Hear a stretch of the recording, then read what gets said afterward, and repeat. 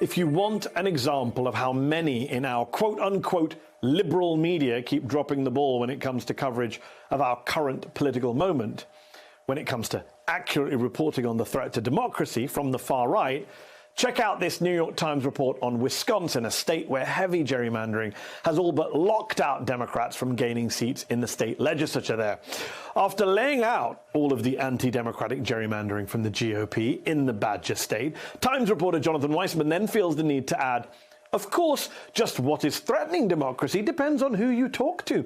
Many Republicans are just as frustrated, convinced that the threat stems from liberal teachers, professors, or media personalities who they fear are indoctrinating their children, undocumented immigrants given a path to citizenship, or Democrats widening access to voting so much that they are inviting fraud.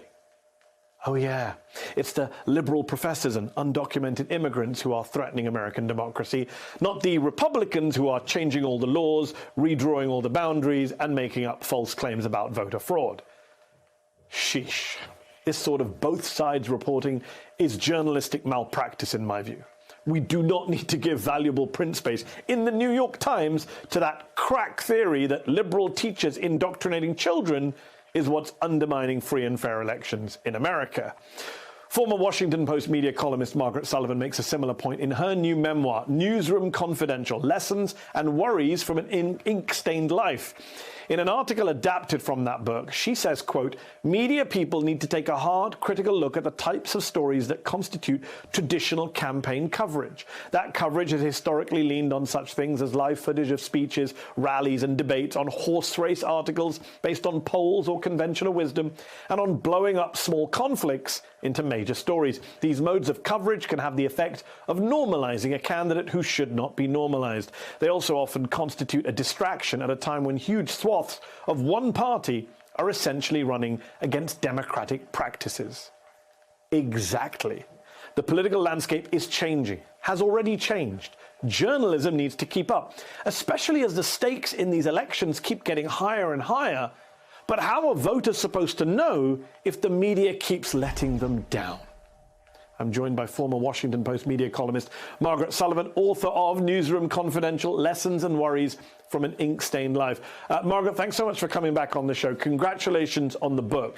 In a Washington Post magazine piece adapted from your new memoir, you write, and I quote, in every way, Trump was a deeply abnormal candidate, but the news media couldn't seem to communicate that effectively or even grasp the problem.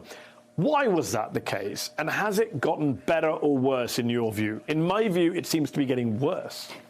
Well, I do see some progress, but I also am very disheartened at times. The reason for it, I think, was that Trump was seen as this sort of circus that we covered in a sort of, oh gosh, isn't this interesting and isn't this wild way to get people very interested. He himself called himself a ratings machine, and for once he was telling the truth, you know. But what we didn't do is really communicate the consequences, the meaning of Trump as president. And it took us a long, long time to even do simple things like call a lie, or call a racist statement a racist statement. And you have Trump right now, obviously, in his legal battles, still claiming he won the election, trying to make a comeback in a couple of years' time. And yet the media gets very easily distracted, has a very short memory. And I look at some of these debates that have been happening ahead of the midterms. Some of the questions just seem bizarre to me. Just in the last few weeks, we've seen multiple debate moderators, in my view, drop the ball, give bad faith candidates a pass, whether it's a moderator in Georgia asking Raphael Warnock about voter suppression and not Herschel Walker, or whether it's in Florida. Have a listen. Yes or no, Ron? Will you serve a full 4-year term if you're reelected governor of Florida? It's not a tough question. It's a fair question. He won't tell you. We did not agree on the candidates asking each other questions. Governor, it's your turn.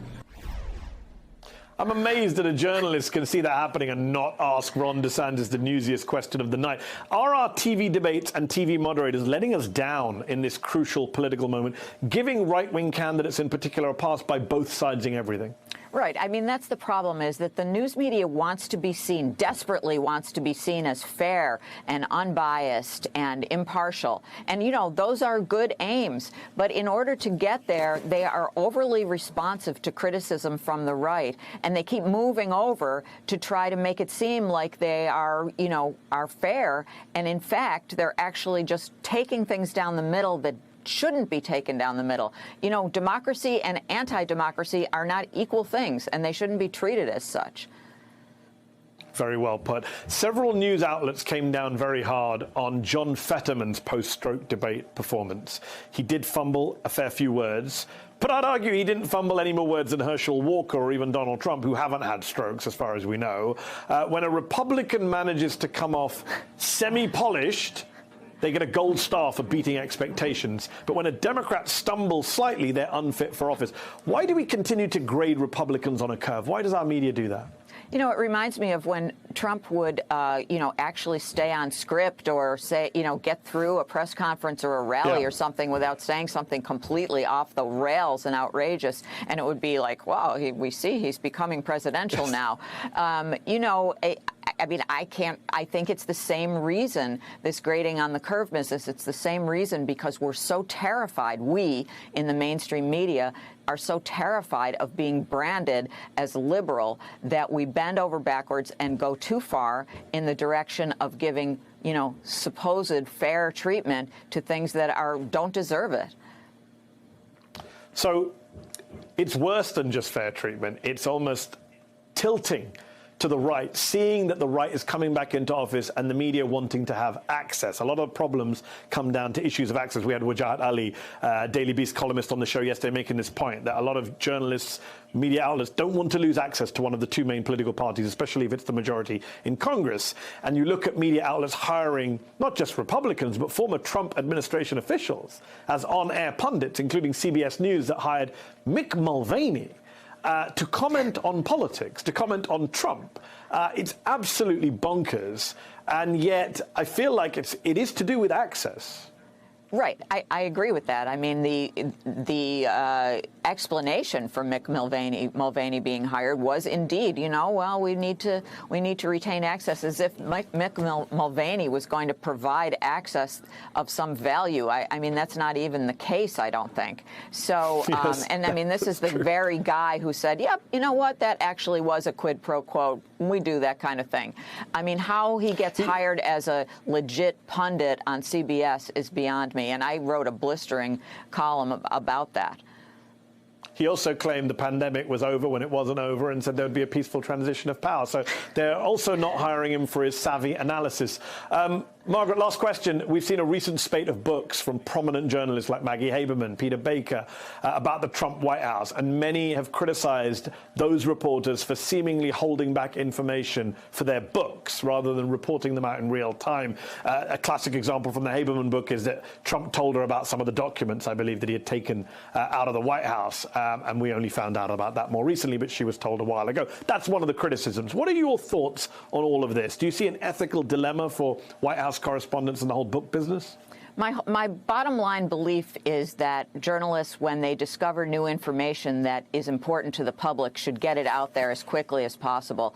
I mean, I know that Maggie Haberman, you know, certainly says that she was in contact with her editors. She was reviewing with them whether things needed to be put out in real time. And, you know, that sounds legit to me. I believe it. If I were the public editor at the New York Times, which I was at one time, I would dig into what was held back, for how long, did that make sense? So I can't comment on the specifics, but in general, I think it's really important to tell the news when we have it. And that includes Bob Woodward, who was criticized for the same thing.